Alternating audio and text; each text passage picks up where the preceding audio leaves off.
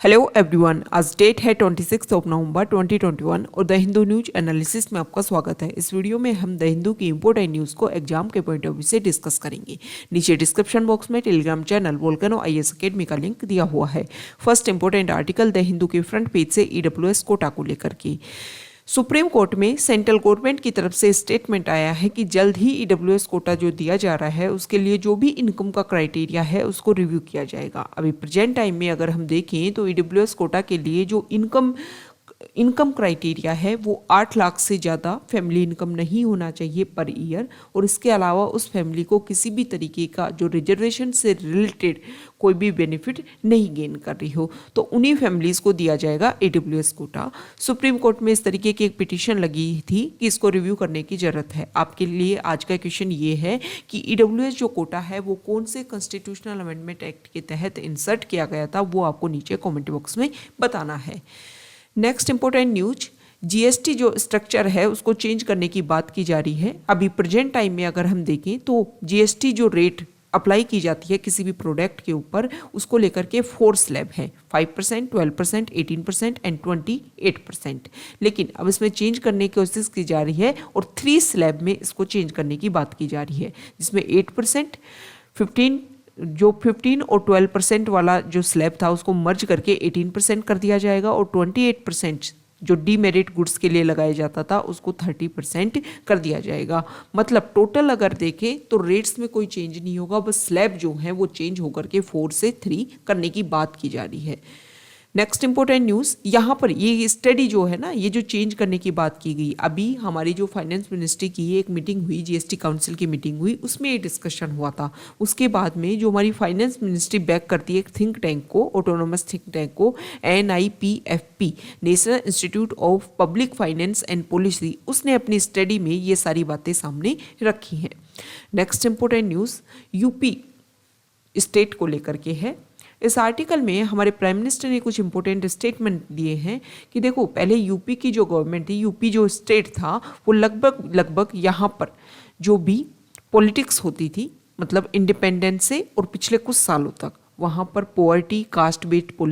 Politics, corruption, poor roads, absence of industries, arrested development and nexus between criminals and politicians, इस तरीके की वहाँ पर पॉलिटिक्स हुआ करती थी। लेकिन प्रेजेंट टाइम में अगर देखें तो वहाँ पर जो गवर्नमेंट है वो डबल इंजन की गवर्नमेंट है और रेगुलर वहाँ की पॉपुलेशन के अपग्रेडेशन, उनके ग्रोथ, उनके डेवलपमेंट के लिए वर्क कर रही है। ये एक तरीके से एयरपोर्ट है और उसकी फाउंडेशन रखी गई हमारे PM के द्वारा जेवर नोएडा में, और ये बोला गया है कि जो नॉर्थ इंडिया है उसको कम्प्लीटली इसके ऊपर एक तरीके से एक बहुत ही इनक्रेडिबल जो चेंजेस देखने को मिलेगा। नेक्स्ट इंपॉर्टेंट आर्टिकल है मनरेगा स्कीम को लेकर के। मनरेगा स्कीम को 10,000 एक्स्ट्रा अलॉट किए गए हैं, मतलब बजट में जितना पैसा दिया गया था उससे भी एडिशनल फंड प्रोवाइड किए जा रहे हैं फाइनेंस मिनिस्ट्री के द्वारा, क्योंकि हम बहुत सारे स्टेट और UT की अगर रिपोर्ट कार्ड देखें मनरेगा के तो वहाँ पर रेड साइन दिखाई देता है। मतलब वहाँ के मटेरियल के लिए और जो भी वर्कर्स वहाँ वर्क करते हैं उनके वेजेस के लिए मनी ही अवेलेबल नहीं था। मनरेगा जो है इसने इम्पोर्टेंट रोल प्ले किया था कोविड-19 पेंडेमिक के दौरान। बहुत सारे वर्कर्स जो अर्बन से रूरल एरियाज में वापस अपने विलेजेस की तरफ आ गए थे तो उन लोगों को लिए जॉब प्रोवाइड करने में मनरेगा ने एक इम्पोर्टेंट रोल प्ले किया था। Next important news north east जो स्टेट है उनको लेकर के है। त्रिपुरा में हमने ये देखा कि वहाँ पर अभी कुछ म्यूनिसिपल इलेक्शन होने वाले हैं और वहाँ पर किसी भी तरीके की कोई वायलेंस ना हो, इसके लिए सुप्रीम कोर्ट ने मिनिस्ट्री ऑफ होम अफेयर्स को कुछ ऑर्डर पास किए हैं कि आप और ज़्यादा वहाँ पर सेंट्रल फोर्सेज को डिप्लॉय करो ताकि वहाँ पर सब कुछ पीस तरीके से रेगुलेट हो सके।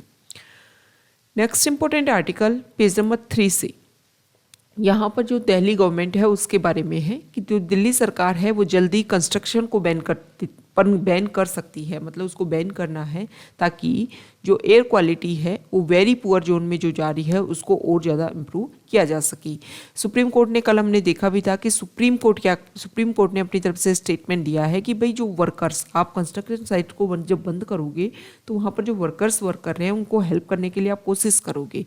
तो चीफ मिनिस्टर ने अनाउंस किया है कि 5,000 ईच वर्कर्स को, दिल्ली में जो भी सभी वर्कर्स हैं उनमें से 5,000 एक वर्कर को रुपए दिए जाएंगे फाइनेंशियल असिस्टेंस के रूप में। यहाँ पर यमुना के बारे में बात की गई है कि यमुना को क्लीन करना दिल्ली सरकार की एक टॉप प्रायोरिटी वर्क में शामिल है। नेक्स्ट इंपॉर्टेंट न्यूज़, यह देखिए एडिटोरियल पेज पर 9 पेज पर कुछ डाटा आए हैं नेशनल फैमिली हेल्थ सर्वे 5 को लेकर के। इस आर्टिकल में ये बताया गया है कि कोविड-19 जब 2020 में आया उससे पहले नेशनल फैमिली हेल्थ सर्वे 5 के डाटा कलेक्ट किए जाने लग गए थे, लेकिन कुछ समय के बाद में उसको बंद कर दिया गया कोविड-19 पेंडेमिक की वजह से। और जब दोनों में डिफरेंस हुआ, फेज 1 में और फेज 2 में, तो आपको बहुत ही ज़्यादा डिफरेंस देखने को मिलेगा बहुत सारे डाटाज में। इसमें भी बताया गया है कि नेशनल फैमिली हेल्थ सर्वे 5 का जब फेज 1 कंडक्ट हो रहा था 2019 में और जनवरी 2020 तक इसको कंडक्ट करवाया गया, और इसके बाद में 22 स्टेट और यूटी के जो डाटा है उनको रिलीज किया गया था। तो उसमें ये माना गया था कि बहुत सारे जो स्टेट हैं, अगर हम उसमें फाइनली जो केरला है वहाँ तो हम हेल्थ इंफ्रास्ट्रक्चर काफ़ी अपग्रेड मानते हैं, वहाँ पर भी जो छोटे बच्चे हैं उनमें न्यूट्रिशन लेवल काफ़ी ज़्यादा डिग्रेड हुआ दिखा था। लेकिन प्रेजेंट टाइम में जो फेज 2 हुआ है नेशनल फैमिली हेल्थ सर्वे का, उसमें अपग्रेडेशन देखने को मिला है, मतलब अचानक से सब कुछ चेंज हो गया। वैसे अगर हम देखें तो पहले ही न्यूट्रिशन लेवल कम था, तो उसके बाद में तो पेंडेमिक होने की वजह से बिल्कुल लॉकडाउन लग दिया था। Nutrition level mid day meal scheme के तहत जो छोटे बच्चे गवर्नमेंट स्कूल्स में जाते हैं उनको 8th क्लास तक मिड डे मील स्कीम के तहत उनको फूड प्रोवाइड करवाया जाता है। थोड़ा सा उनका न्यूट्रिशन लेवल का अगर हम देखें तो गवर्नमेंट उनका ख्याल रखती है, लेकिन कोविड के दौरान हमने देखा कि लोगों की जॉब भी चली गई और जब इनकम ही नहीं है तो न्यूट्रिशन लेवल को मेंटेन करने की वो कोशिश कैसे कर सकते हैं। लेकिन फेज 2 में आपको न्यूट्रिशन लेवल को लेकर के जो डिग्रेडेशन फेज 1 में देखने को मिला था वो फेज 2 में नहीं देखने को मिलेगा। इसी को लेकर के एक तरीके से जो अमेजिंग साइट है वो क्लियर हो रही है कि इतना डिफ्रेंशिएट कैसे आ सकता है। अब यहाँ पर फेज 1 और फेज 2 दोनों की बात की गई है। देखो स्टंटेड क्या होता है, लो हाइट फॉर एज, मतलब एज के अकॉर्डिंग आपकी हाइट, बच्चे की हाइट नहीं बढ़ना। इसमें बताया गया है कि 10 स्टेट्स में से जो 6 स्टेट थे उनका फेज 1 में जब एनालाइज किया गया तो वहाँ पर 2015-16 की तुलना में 2019-20 में बहुत ही ज़्यादा परसेंटेज में जो बच्चे हैं वो स्टंटेड पाए गए थे। लेकिन फेज 2 में उन्हीं 10 स्टेट्स में जब दोबारा से रिव्यू किया गया तो ज़्यादा अंतर देखने को नहीं मिला। यहाँ पर आर्टिकल है वेस्टेड टर्म होता है लो वेट फॉर हाइट, मतलब हाइट के अकॉर्डिंग वेट नहीं होना, बच्चा बहुत ही ज़्यादा दुबला पतला होना। यहाँ पर भी वेस्टेड का जो मतलब परसेंटेज है वो ज़्यादा देखने को मिला, लेकिन फेज 2 में ऐसा कुछ भी चेंजेस, मतलब जो इसमें क्या है, इसमें बताया गया है कि वेस्टिंग जो है वो इंक्रीज हुई थी, लेकिन इसमें बताया गया है कि वेस्टिंग जो है वो रिड्यूस हुई है। अब देखो जीरो हंगर एसडीजी एक इंडेक्स होता है, उसमें केरला जो है उसने 2020 में टॉप प्रायोरिटी हासिल की थी। 2019-20 में अगर हम बात करें तो 19.7% जो यहाँ के बच्चे थे वो अंडरवेट थे, हायर देन 16.1% इन 2015-16। मतलब 2015-16 में नेशनल फैमिली हेल्थ सर्वे 4 जब आया था उसकी तुलना में केरला में भी हमें ये देखने को मिला कि जो बच्चे हैं जो वहाँ पर हंगर इंडेक्स है उसमें केरला में भी अपग्रेड, मतलब परसेंटेज चेंज देखने को मिला है। और यहाँ पर जीरो हंगर एसडीजी इंडेक्स में झारखंड की बात की गई है जिसने सबसे बॉटम लेवल हासिल किया था, उन्होंने 2019-20 में 39.4%, ठीक है, वहाँ पर जो चिल्ड्रन थे वो अंडरवेट थे, जो 2015-16 की तुलना में काफ़ी ज़्यादा क्या था, लोअर था। 2015-16 की तुलना में काफ़ी ज़्यादा लोअर था और वैसे उसने क्या हासिल किया था, बिल्कुल बॉटम लेवल हासिल किया था। तो यहाँ पर आर्टिकल में ये बताया गया है कि देखो बहुत ज़्यादा अगर आप देखो तो उसकी वजह से मतलब जो डाटा है इम्प्रूवमेंट अगर बेसिक लेवल पर देखें तो इतना देखने को नहीं मिला, लेकिन डाटा में जो चेंजेज है वो बिल्कुल ही डिफ्रेंशिएट क्रिएट करता है। Next important article page number 10 से, या देखिए इंडियन नेवी में एक और सबमरीन को इंक्लूजन कर दिया गया है। इंडियन नेवी में करंटली अगर हम देखें तो 1 न्यूक्लियर और 16 कन्वेंशनल सबमरीन जो है वो सर्विस में है। ये जो नई सबमरीन इंक्लूजन किया गया है उसका नाम है INS वेला। INS वेला की अगर हम बात करें तो ये एक मेक इन इंडिया है, ये जो नेवी सबमरीन है, और इसमें 1973 के समय में सेम नेम से एक पहले भी सबमरीन को इंक्लूजन किया गया था, कमीशन किया गया था, बाद में 2010 में उसको डीकमीशन किया गया, और अभी प्रेजेंट टाइम में 6 स्कॉर्पियन सबमरीन बिल्ड करने का एक प्रोजेक्ट है, प्रोजेक्ट 75। इसके तहत में ये सारी सबमरीन बनाई जा रही हैं, जिसमें जो फर्स्ट सबमरीन थी वो INS कलवरी थी, उसके बाद INS खंडेरी, INS करंज, वगीर, ये सारी वगसीर, ये सारी जो मतलब 6 के 6 जो नेम है वो आपको पता होना चाहिए। प्रोजेक्ट 75 अगर हम बात करें हमारे मिलिट्री को, हमारे फोर्स सारे सभी जो डिफेंसेज हैं उसको किस तरीके से स्ट्रेंथन हम करने की कोशिश कर रहे हैं, तो वो सारे प्रोजेक्ट आपको पता होना चाहिए। Next important news page number 11 से, यहाँ पर अभी हमारे जो CDS हैं, देखो chief of defence staff Bipin Rawat, उन्होंने कमेंट्स किया था कि हमारे इंडिया को सबसे बड़ा अगर हम सिक्योरिटी थ्रेट की बात करें तो पाकिस्तान और चाइना दोनों की तरफ से देखने को मिलता है, लेकिन सबसे ज़्यादा चाइना के ऊपर जो एक तरीके से आरोप लगाए गए, तो उसके बाद में चाइना ने अपनी तरफ से स्टेटमेंट दिया है कि इंडिया ने ये जो भी स्टेटमेंट जो भी कमेंट्स किया कि सिक्योरिटी थ्रेट जो है वो इंडिया को सबसे ज़्यादा चाइना की तरफ से है, उसका हम विरोध करते हैं। Next important article page number 12 से, यहाँ पर नेशनल फैमिली हेल्थ सर्वे के बारे में सबसे पहले बोला गया है कि जो डेमोग्राफिक शिफ्ट है वो इंडिया में देखने को मिल रहा है, मतलब 1000 सेक्स रेशियो हमारे यहाँ पर 1000 मेन के ऊपर कितनी वीमेन की संख्या है उसको बोला जाता है सेक्स रेशियो। तो यहाँ पर जो नेशनल फैमिली हेल्थ सर्वे 5 के डाटा आए हैं उसमें ये बताया गया है कि बहुत सारे स्टेट हमारे इस टाइम ऐसे हैं जहाँ पर 1000 से भी ज़्यादा वीमेन देखने को मिल रही हैं। 2015-16 का जब डाटा आए थे नेशनल फैमिली हेल्थ सर्वे 4 के, तो उसमें 991 थे, मतलब 1000 मैन के ऊपर 991 वीमेन थी। तो पहली बार ऐसा देखने को मिला है 1992 से national family health survey conduct होना स्टार्ट हुआ था, जब वीमेन के जो प्रोपोर्शन है वो मैन की तुलना में एक्सीड हुआ है। ओके, अब देखो ये सारी जो चीज़ें हैं वो जब डेकेडल सेंसस सामने आएगी तब सारी चीज़ें एकदम क्लियर हो जाएंगी, लेकिन इससे ये पता चलता है कि जो सेक्स रेशियो है at birth for children born in the first 5 years only improved from 919 per 1000 males in 2015-16 to 929 per 1000, underscoring that boys on an average continue to have better odds of survival than girls। मतलब कोशिश की जाती है, अगर आप हमारे यहाँ पर जिस तरीके से इंफ्रास्ट्रक्चर डेवलप हो रहा है उससे ये अंदाज़ा लगाया जा सकता है कि कोशिश की जा रही है कि जो भी इंस्टीट्यूशनलाइज जो डिलीवरी हो वो ज़्यादा इंक्रीज़ हो, जिसकी वजह से जो डेथ रेट है वो काफ़ी कम हो सके, और जो छोटे चिल्ड्रन हैं उनको सभी के सभी न्यूट्रिशन प्रोवाइड करवाई जा सके ताकि अदर डिजीज़ भी उनको इफ़ेक्ट ना करे। इनकी आप ये सारे इनिशिएटिव हमारे इंडिया में स्टार्ट किए गए, तभी जाकर के आप ये मान सकते हो कि हमारे इंडिया में ये सब कुछ बेहतरीन रिजल्ट सामने आ रहे हैं। अब यहाँ पर देखो केरला में 1121 हैं, मतलब 1000 मैन के ऊपर 1121 वीमेन वहाँ पर हैं।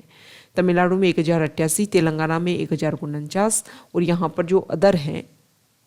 अदर स्टेट है उनके बारे में भी बताया गया है। यहाँ पर अगर हम बात करें जम्मू कश्मीर, पंजाब और ये हरियाणा, इसमें 950 से कम है, मतलब यहाँ पर जो गर्ल्स की रेट है, वीमेन की जो रेट है वो 1000 से कम है। रेट मतलब उनकी जो प्रेजेंस है 1000 मैन है और वहाँ पर 950 से भी कम वीमेन है। यहाँ पर आर्टिकल है नेशनल फैमिली हेल्थ सर्वे 5 के डाटा को लेकर के ही, एनेमिक डिजीज़ है उसके बारे में बताया गया है कि देखो अगर हम रेशियो देखें 4 में, नेशनल फैमिली हेल्थ सर्वे 4 का कंपैरिजन करेंगे 5 से, तो 4 के टाइम में 58.6% था चिल्ड्रन में एनीमिया जो डिजीज़ है वो, और प्रेजेंट टाइम में है 67%। अगर हम प्रेग्नेंट वीमेन की बात करें तो 52.2% से नहीं 50.4% से 52.2% तक इंक्रीज हो गया है। मैन में भी अगर आप बात करोगे तो मैन में भी 22.7% से 25% तक इंक्रीज हो गया है। ओके, और 53 to 57% वो वीमेन जिनकी एज है 15 to 49 ईयर्स, उनमें भी एनीमिया डिजीज इंक्रीज हुआ है। हमारी सेंट्रल गवर्नमेंट एक ऑनगोइंग प्रोग्राम चला रही है, मतलब प्रेजेंट टाइम में एनीमिया मुक्त भारत, एनीमिया फ्री इंडिया, जिससे जो एनीमिया है चिल्ड्रन में उसको 40% तक, प्रेग्नेंट वीमेन में 32% तक एंड लैक्टेटिंग वीमेन में 40% तक 2022 तक लाने का, मतलब इतना प्रोपोर्शन को रिड्यूस करने की बात इस प्रोग्राम में की जा रही है। एनीमिया जो है वो एक हमारी बॉडी में जब आयरन की कमी हो जाती है, लो लेवल पर आयरन हो जाता है, तब ये प्रॉब्लम, ये डिजीज सामने आती है। Anaemia is also believe to result from a lack of nutrition and inadequate intake of fresh fruits and vegetables as well as deficiency of vitamin B12. It was surprising that the proportion of the anemic increased so significantly between the two edition of the National Family Health Survey. बहुत ज़्यादा increase देखने को मिला है, इसके लिए government को कोशिश करनी होगी। यहाँ पर जो आर्टिकल है वो HCO संघाई कॉरपोरेशन ऑर्गेनाइजेशन से रिलेटेड है। हमारे इंडिया इसका एक पार्ट है, एक मेंबर है, और इंडिया और पाकिस्तान ने दोनों ने साथ में इसको ज्वाइन किया था। ये जो संघाई कॉरपोरेशन ऑर्गेनाइजेशन है, इसको पहले संघाई 5 के नाम से जाना जाता था। अब इस आर्टिकल में बताया गया कि जो इंडिया है वो अपने बायलैटरल इश्यूज को भी इस ऑर्गेनाइजेशन की जब मीटिंग होगी तब इसमें सारी बातें रखेगा कि कौन कौन से कंट्री के साथ में हमारे किस तरीके के रिलेशंस हैं और किस तरीके से इनको हम इम्प्रूव कर सकते हैं। यहाँ पर आर्टिकल है वैक्सीन को लेकर के। हमारी जो इंडिया है वो लैटिन अमेरिका और कैरेबियन नेशन जो है वो इंडिया से कोविशील्ड और कोवैक्सीन की मांग कर रहे हैं, तो उन सभी कंट्रीज़ को भेजा जाएगा वैक्सीन। ओके, यहाँ पर सुप्रीम कोर्ट ने कुछ समय बोला था, कुछ समय पहले ही, और उसमें कुछ टाइम पीरियड दिया गया था कि जो सेंट्रल गवर्नमेंट है वो कम्युनिटी किचन्स के लिए वर्क करे, मतलब ऐसा फूड प्रोवाइड करवाया जाए जिसमें आपके पास में पैसा कम ले गवर्नमेंट, और जो फूड है उसकी क्वालिटी इतनी हो कि वहाँ पर न्यूट्रिशन लेवल इजीली सभी लोगों को गेन हो जाए। इस आर्टिकल में ये भी बोला गया है कि जो कम्युनिटी किचन्स बनाई जाएंगी वो सिंपल और ट्रांसपेरेंट तरीके से 4 पिलर्स के ऊपर, quality, hygiene, reliability and the spirit of service, इनके ऊपर वर्क करेंगी। बहुत सारे स्टेट ऐसे हैं जो प्रेजेंट टाइम में इस तरीके का वर्क कर रहे हैं, जैसे कि अगर हम अम्मा रसोई योजना हमने तमिलनाडु में देखी, इसके अलावा राजस्थान में इंदिरा रसोई योजना आपने इस तरीके की देखी, अन्नपूर्णा रसोई योजना। तो ये जो चीज़ें हैं, अन्नपूर्णा रसोई योजना था, बाद में राजस्थान में उसका नाम चेंज करके इंदिरा रसोई योजना कर दिया गया था। तो सेंट्रल गवर्नमेंट भी इसमें वर्क करे। सुप्रीम कोर्ट ने ये बोला था कि देखो, भूख की वजह से हमारे कंट्री में अगर डेथ हो रही है तो इससे बुरा एक वेलफेयर स्टेट की जो आप डेफिनेशन देते हो वो कभी भी आप उसको पूरा नहीं कर पा रहे हो। तो कम से कम एक वेलफेयर स्टेट की जो डेफिनेशन है उसको कंप्लीट करने के लिए सभी को आपको फूड प्रोवाइड करवाना होगा। यहाँ पर आर्टिकल है बांग्लादेश और इंडिया के जो रिलेशंस हैं उनको लेकर के, किस तरीके से जो हमारा नॉर्थ ईस्ट वाला जो पार्ट है जो अपने आप को बिल्कुल अलग मानता था मेनलैंड इंडिया से, उसकी कनेक्टिविटी इतनी शानदार की जा रही है बांग्लादेश के थ्रू, चाहे रेल रोड, रेलवे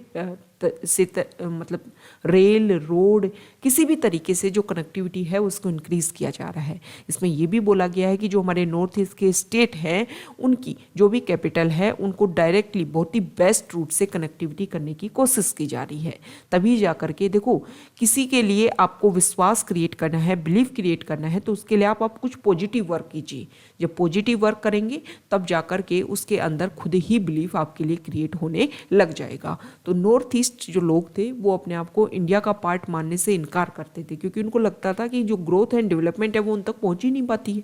मेनलैंड जो इंडिया है उनसे उनकी कनेक्टिविटी है ही नहीं। इस कारण से जो प्रेजेंट टाइम में जो गवर्नमेंट है वो बहुत सारे इनिशिएटिव लेकर के आई है कि नॉर्थ ईस्ट के ऊपर मेजरली फोकस किया जा सके। जो लैंड बाउंड्री एग्रीमेंट हुआ था उसके तहत भी 2014 में, इसके तहत भी ये माना गया है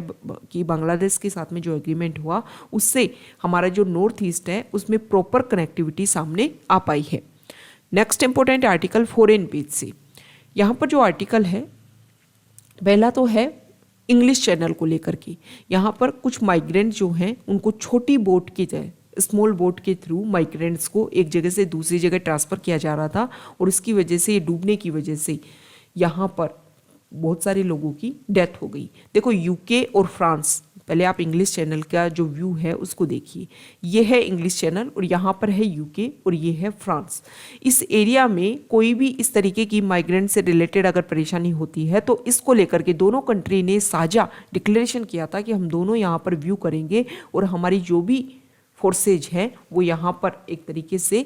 व्यू करने की कोशिश करेंगे। लेकिन ये जो इंसिडेंट हुआ है उससे ये लगता है कि यूके और फ्रांस ने इन सारे इंसिडेंट को सीरियसली नहीं लिया था। नेक्स्ट इंपॉर्टेंट आर्टिकल, यहाँ पर ऑस्ट्रेलिया जो है वो सोलोमन आइलैंड्स के ऊपर अपने ट्रूप्स को भेजेगा, क्योंकि वहाँ पर कुछ ऐसी प्रॉब्लम सामने देखने को मिल रही है जिसकी वजह से जो एंटी गवर्नमेंट डिमॉन्स्ट्रेटर्स हैं उन्होंने कुछ ऑर्डर्स को मानने से इनकार कर दिया है, ताकि जिससे वहाँ पर वायलेंट प्रोटेस्ट देखने को मिला है, जिससे ऑस्ट्रेलिया अपने यहाँ पर ट्रूप्स भेज रहे हैं ताकि वहाँ पर पीस और स्टेबिलिटी आ सके। जो सोलोमन आइलैंड्स है उसकी लोकेशन आपके लिए इंपॉर्टेंट हो जाती है। ये एरिया है ओशियना, मतलब यहाँ पर जो छोटे छोटे आइलैंड्स हैं वो सारे, तो ये ऑस्ट्रेलिया है और यहाँ पर ये सोलोमन आइलैंड्स है। नेक्स्ट इंपॉर्टेंट आर्टिकल, यहाँ पर अफगानिस्तान में जो हजारा कम्युनिटी है, हजारा क्या है, अफगान सिया हजारा, उन्होंने प्लेस की है कि वो तालिबान को सपोर्ट करेंगे, क्योंकि उनका ये मानना है कि लंबे समय से जो वेस्टर्न कंट्रीज़ हैं उन्होंने यहाँ पर बहुत ज़्यादा वॉर फैला रखा था। उनका ये मानना है कि यहाँ पर लॉन्ग टाइम तक वॉर चल रहा था। उसका मेजर रीज़न ये है कि अदर कंट्रीज आकर के यहाँ पर अपना रूल चला रही थी, इसलिए वो सपोर्ट करेंगे तालिबान कंट्री को, तालिबान जो गवर्नमेंट है उसको, और कोशिश करेंगे कि यहाँ पर जो इस्लामिस्ट हैं जो रिटर्न हुए हैं उनका वेलकम करने की कोशिश की जाएगी। तो ये आज का हमारा डिस्कशन था। Okay, thank you.